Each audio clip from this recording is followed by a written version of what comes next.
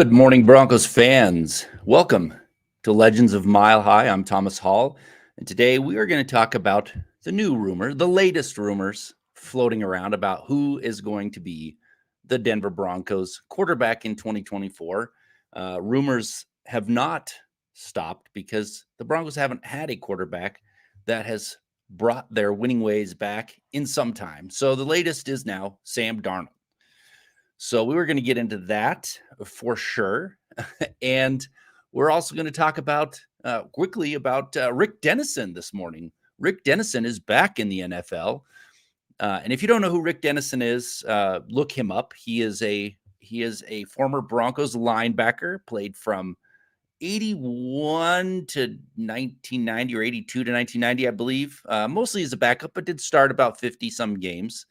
Then he was the coach of the Denver Broncos, assistant coaches, moving up the ranks along with Mike Shanahan, and also when Gary Kubiak was here. And in fact, he was offensive coordinator for the Super Bowl 2015, Super Bowl 50, and I think he got the most out of Trevor Siemian, even though his play calling was much maligned back then. So people did not like his play calling. Thought he was way too conservative, but he did help the Broncos win Super Bowl 50 and probably had one of the better quarterback seasons since Peyton Manning retired with Trevor Siemian. So it's welcome back to the NFL, Rick Dennison, and hopefully with the Saints you rekindle some success as the running game coordinator. So so if you're a Broncos fan and you don't know who Rick Dennison is, look him up.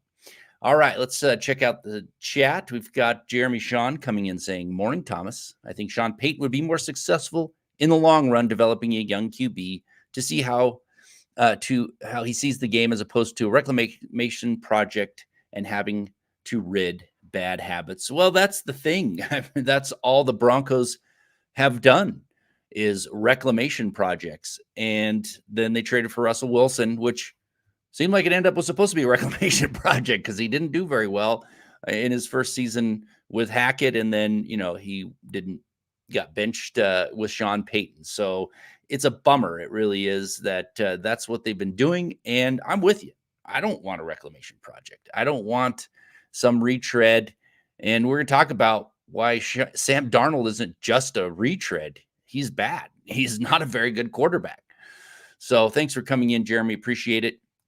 And we got David Youngkin coming in as well saying, "Morning, Thomas. Let's hope no more retread quarterbacks. I won't be able to listen this morning. I have to get a CAT scan done to see if my left lung is working okay. It's been hurting for a day or two." Man, I'm sorry to hear that, David. I hope that you feel better soon. I hope that everything is okay with your lung and you're back here to discuss football with me soon. So, David, take care of yourself. Feel better soon. Broncos country's always rooting for you. So thank you for coming in here this morning. All right. So let's talk a little bit about Sam Darnold. Now, Sam Darnold is getting attention because he was with the San Francisco 49ers, ended up starting one game. And now all of a sudden, he's the new quarterback for the Denver Broncos, right? He's the hottest ticket right now for some reason, and they're reputable people saying that Denver Bronco probably has interest. And Brian Griese's his quarterback coach, who Brian Griese has ties to Denver, coming out and going to bat for him, talking about how he's going to be a good quarterback in this league. But let's talk about reality. Let's talk a little bit about reality because Sam Darnold has not been a very good quarterback. He was the third overall draft choice, same year that, the Broncos missed out on Josh Allen, and the same year that Baker Mayfield was the number one draft choice, Lamar Jackson. And Josh Rosen, who is actually probably a worse quarterback than Sam Darnold in that first round. But he's been a starter in this league. We have a body of work to look at for Sam Darnold. He played for the Jets. Then he went to Carolina for a couple of years. He was their starter for the most part in both of those teams. And he has a career quarterback rating of 78.3. Now, that is bad. 78.3 in this era is terrible. I mean, you can go back and look at Mark Malone, right? Mark Malone drafted first round, last pick of the 1980 draft with the Pittsburgh Steelers, had one of the worst seasons adjusted for era all time in 1987. And he has adjusted for his quarterback seasons have been better than Sam Darnold. Sam Darnold is a terrible quarterback. I'm sorry. He is not a very good quarterback.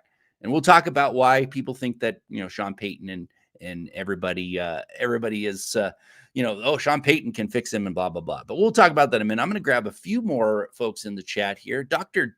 Jarvis Bailey's coming in. Thank you for being here this morning, Dr. Bailey. Weirdly appreciate you checking in this morning, saying reluctantly, we have to give up PS2, Patrick Surtain, to get the quarterback of the future or acquire more draft capital.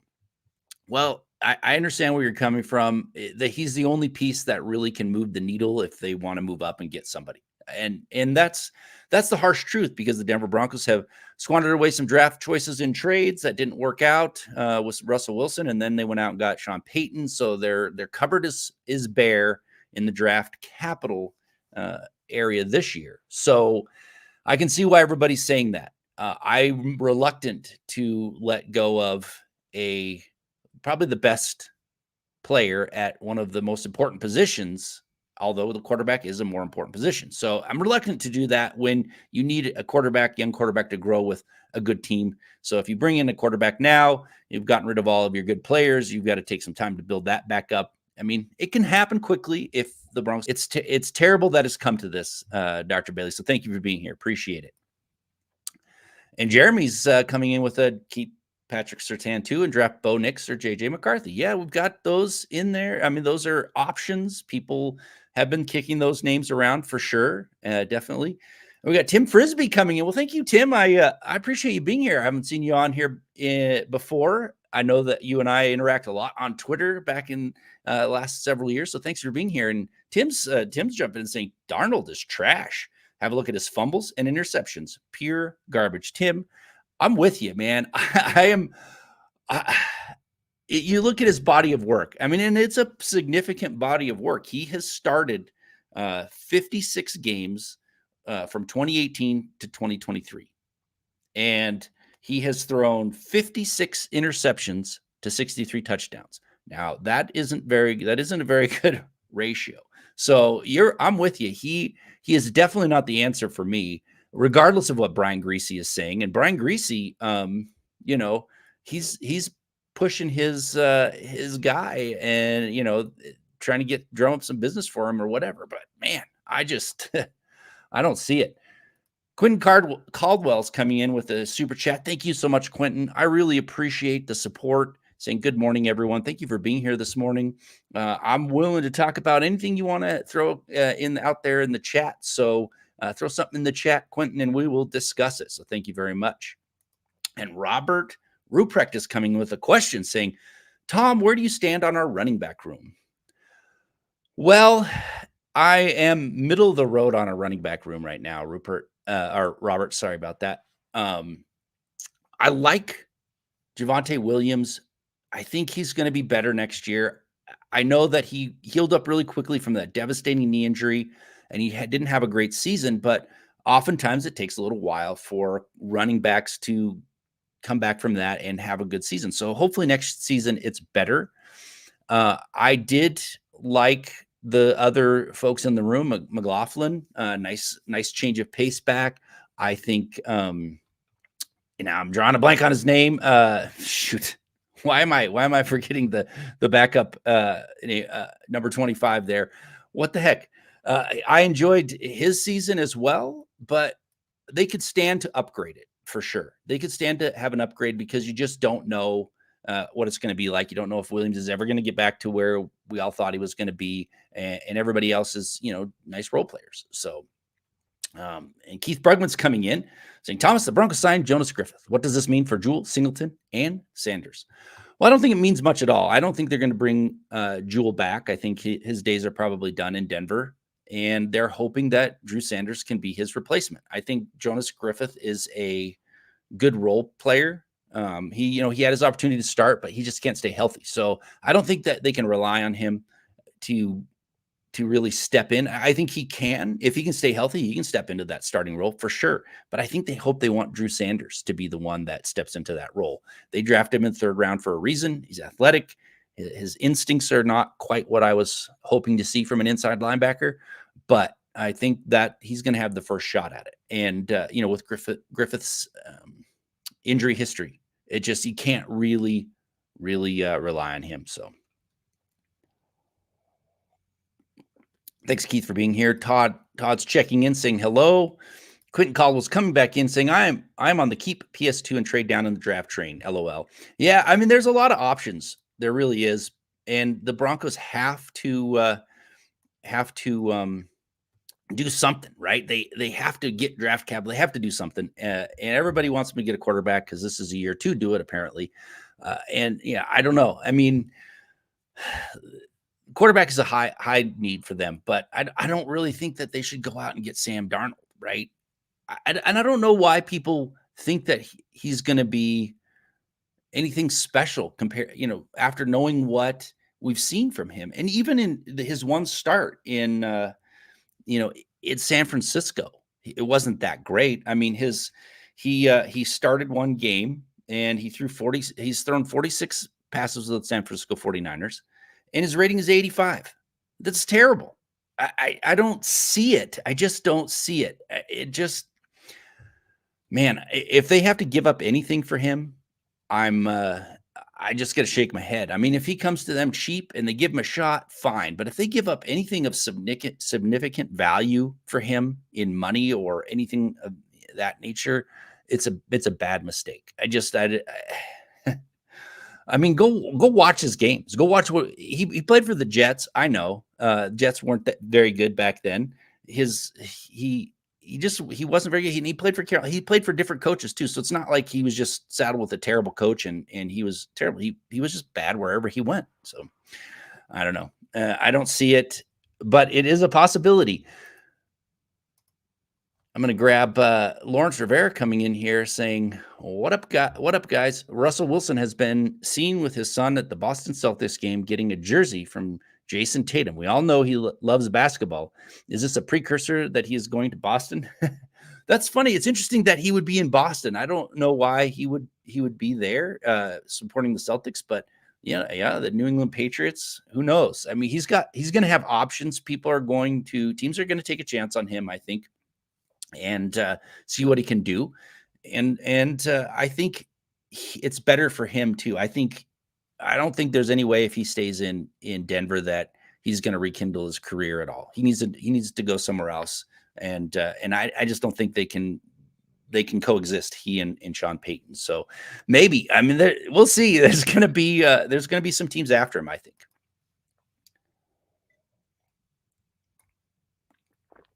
And so let's jump back to talking a little bit about Sam Darnold. So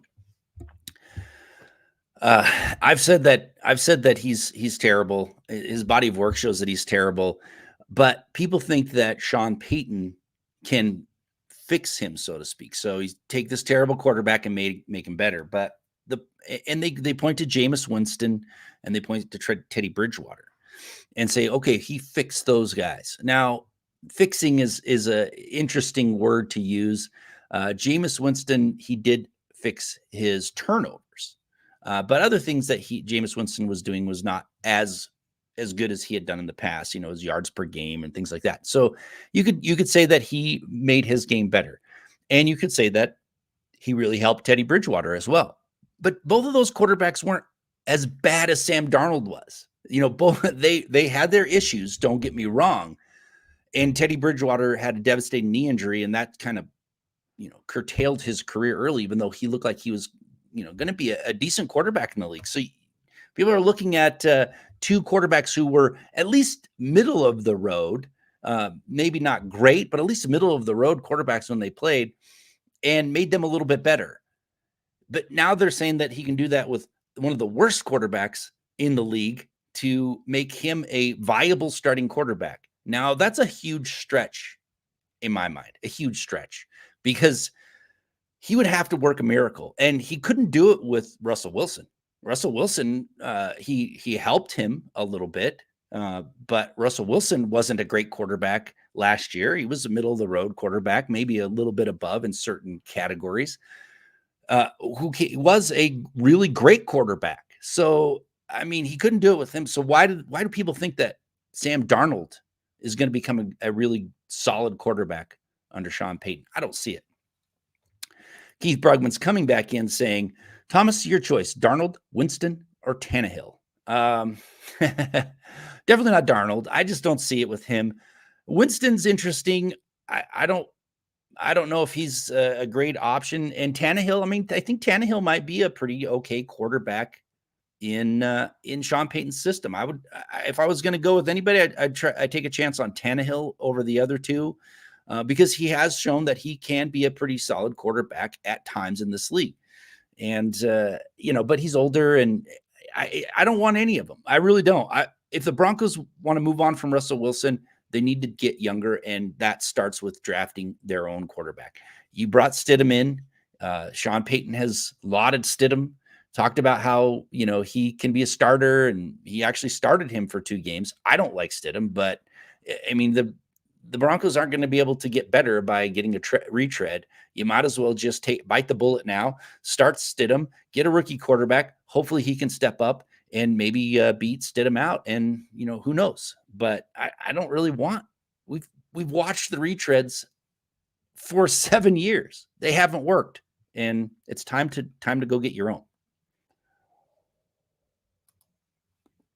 Now, Leroy Williams is coming in, and I'm assuming talking about Russell Wilson. Do you think he can restructure his contract, then do a sign and trade with another team? Is that possible? Yes, that is possible. They could do that.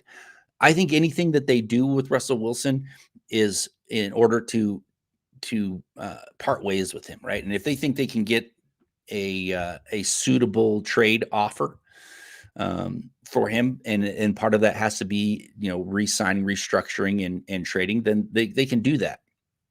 But I don't know if they're going to, and I don't know if Russell Wilson will agree to it. So it's possible, but the most likely scenario is that they're going to release him, and he will go sign where he wants to sign.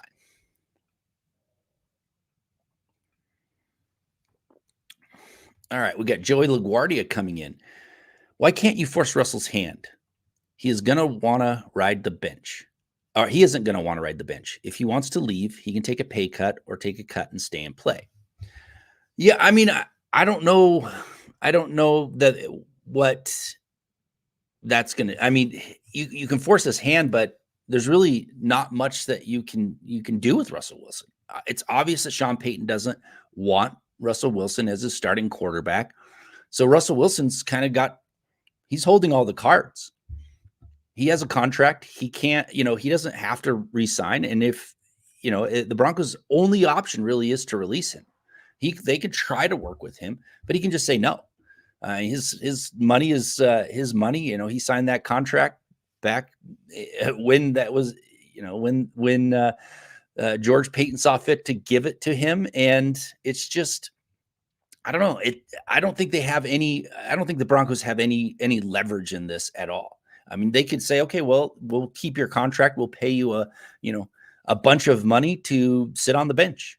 And that's their only other option besides releasing him. And now, unless Russell Wilson wants to play ball, now maybe he will, and maybe he wants to go to a certain team, and he can say, okay, I will restructure my contract so that I'm more tradable to this team.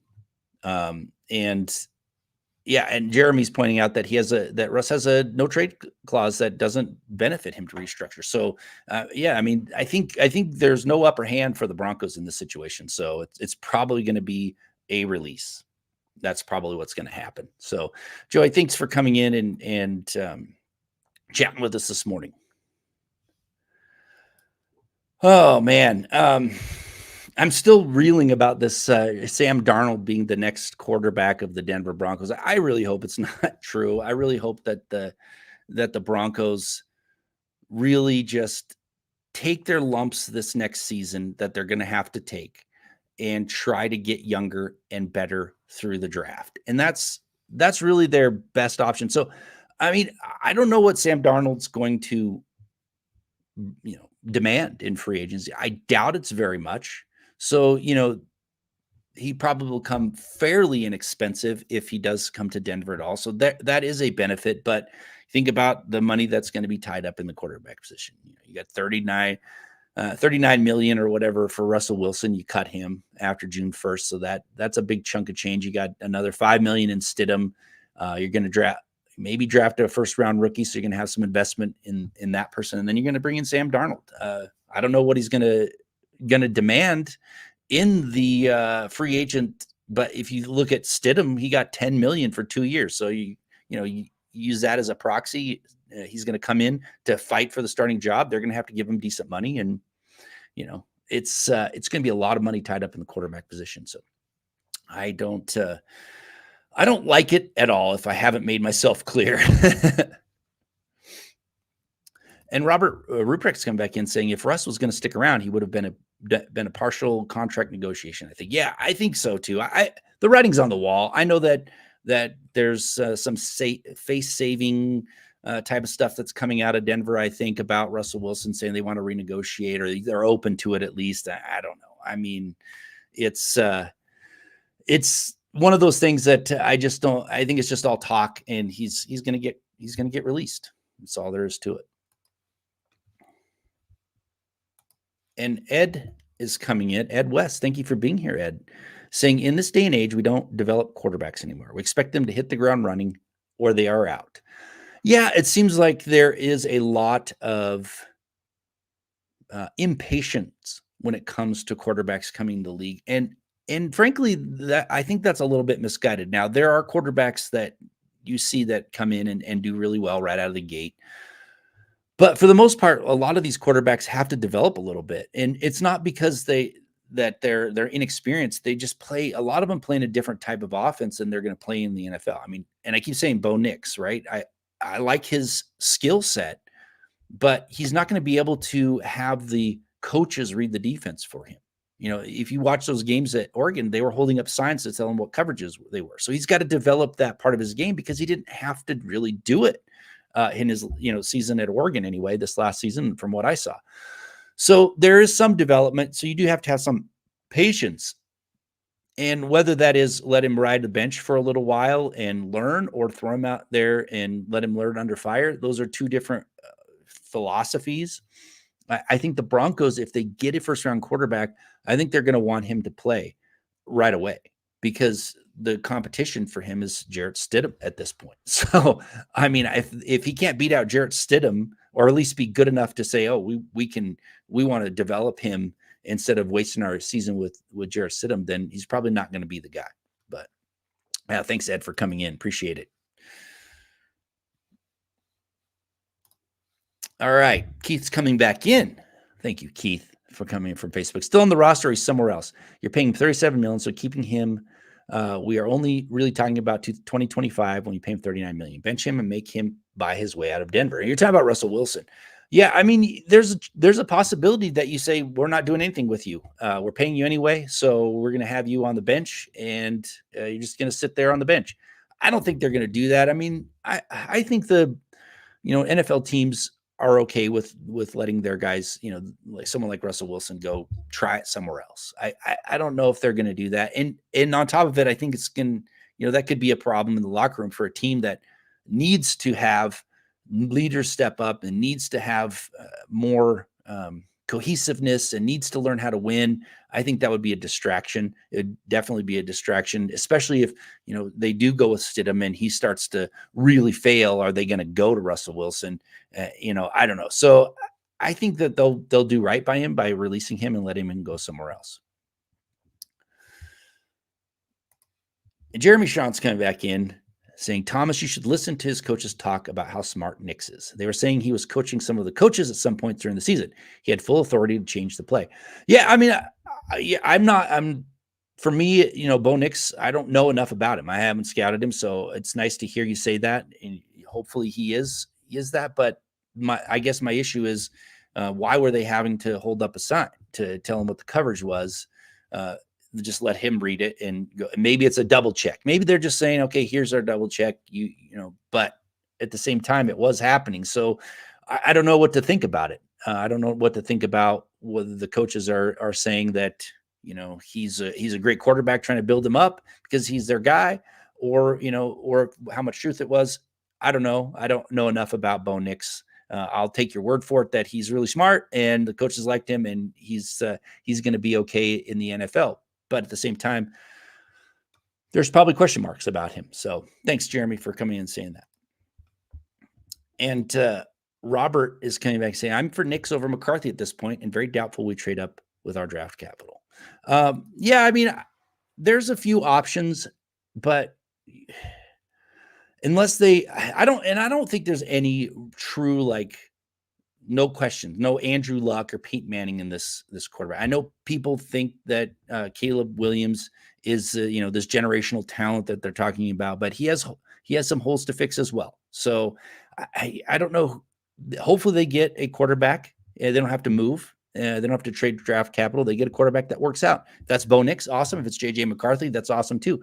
But you're right. There's a lot at stake, and trading up to get their quarterback of the future is going to make it even harder to build that team around it. So it's one of those things that they have to go get a quarterback, but they don't have a lot to work with. So, and Leroy Williams, thank you for coming in from Facebook. Appreciate you being here, Leroy.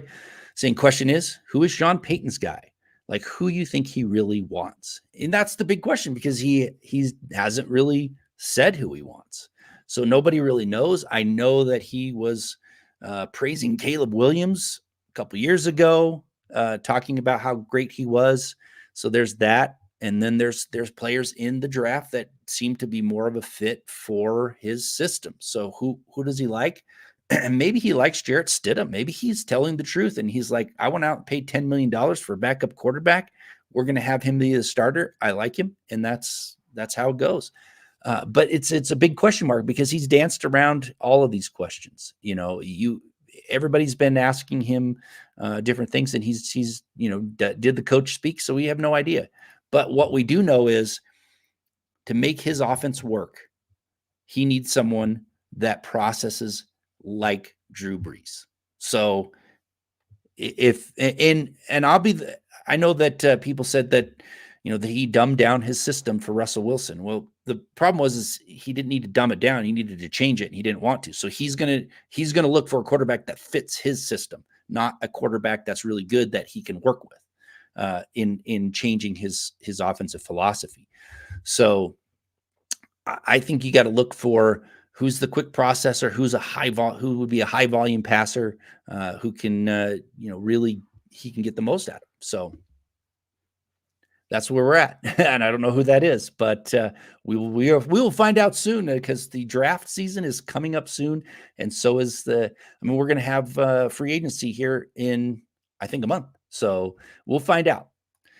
Joey LaGuardia is coming back. Congratulations, Randy Gradishar, for the Hall of Fame. Yes, it is long overdue. I'm glad we're still talking about that. Randy Gradishar deserved to be in the Hall of Fame. Now that he's in, there's a few of those other older Hall of Fame players who should be in the Hall of Fame that I think should be next. I would like, if in my lifetime here, if I could see Carl Mecklenburg, Louis Wright, Mike Shanahan, and Tom Nalen get into the Hall of Fame, along with probably Von Miller, I think that's a huge win for the Denver Broncos. Now, there's a lot more that are deserving, a lot more players and coaches probably that deserve to be in the Hall of Fame. Those are the top four, I think, that that are eligible now, and there's others that I think deserve it, but I don't think we'll ever get in. But if those four can get in, and I can see it happen, I'll be pretty happy.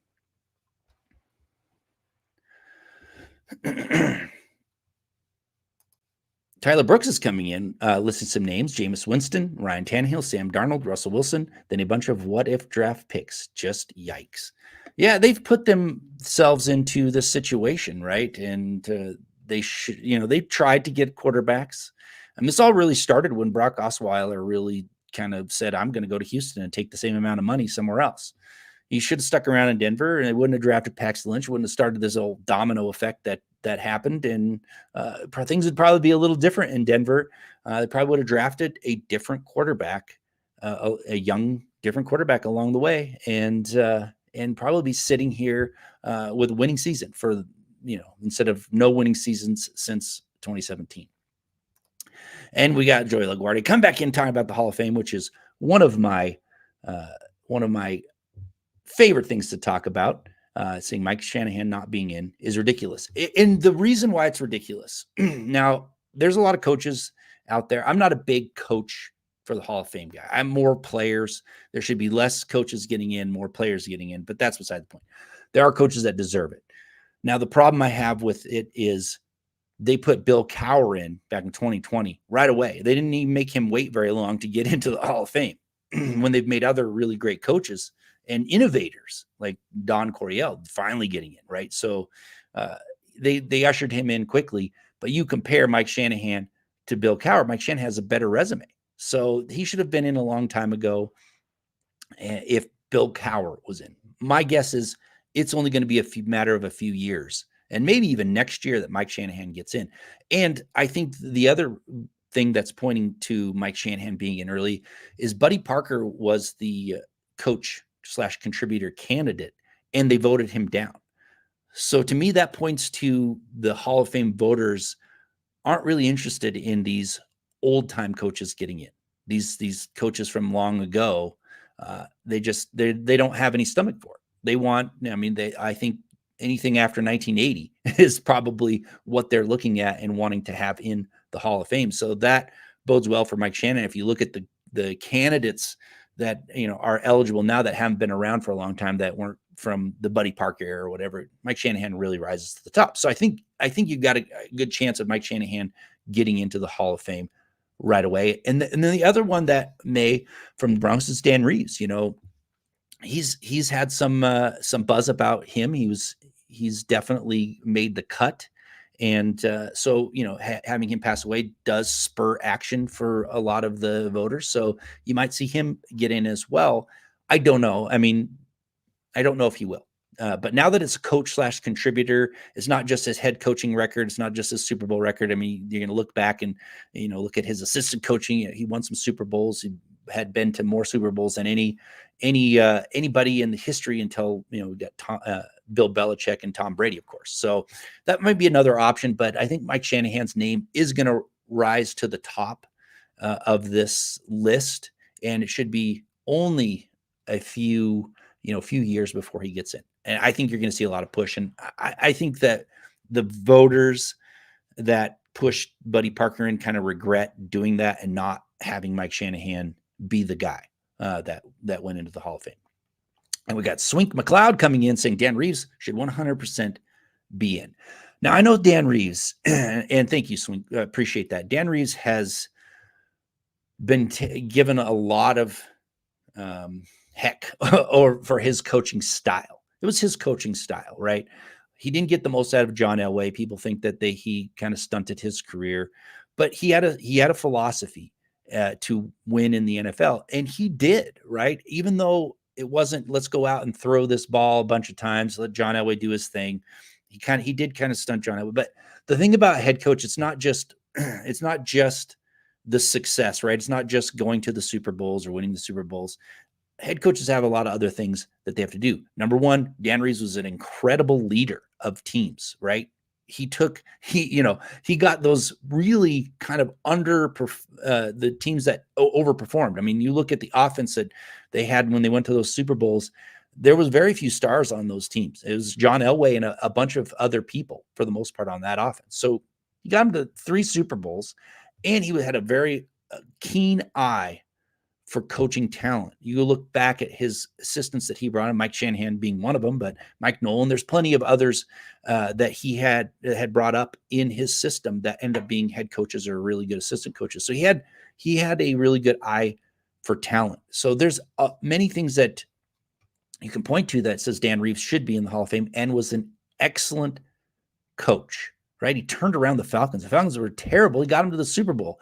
Luckily, the Broncos beat them in that Super Bowl, but and he went to 9.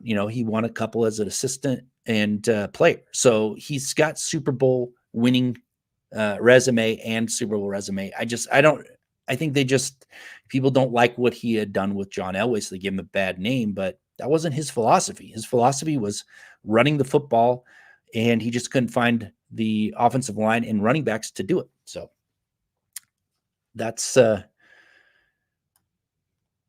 way it is. That's my that's my take on Dan Reeves. He should be in the Hall of Fame. All right, Michael Ronquillo is coming in. Thank you, Michael, for being here. Saying good morning, Thomas, on Legends of Mile High. Go Broncos. Thank you for being a supporter of the show, Michael. I really appreciate it. Now, even though I love this show and been doing it for almost 2 years, next week is going to be my last Legends of Mile High. I'll talk about next week what I'm going to be doing and why I need to kind of stop doing so much when it comes to podcasting and writing. So tune in next week. We'll talk a little bit about my my last show on Legends of Mile High, and hopefully have something really fun for you next week. So thank you all for joining the show today. I really appreciate it. Thanks for the new faces coming in. I really appreciate that as well. I hope that everybody has a great day and a great weekend. And I really hope that you've enjoyed the show and enjoyed the past shows. And, going forward, there'll be other things that you can enjoy me doing when it comes to football. So have a great day. And we'll see you next week for the grand finale of the Legends of Mile High. Thank you very much. Thank you, Broncos fans. I appreciate everybody checking in.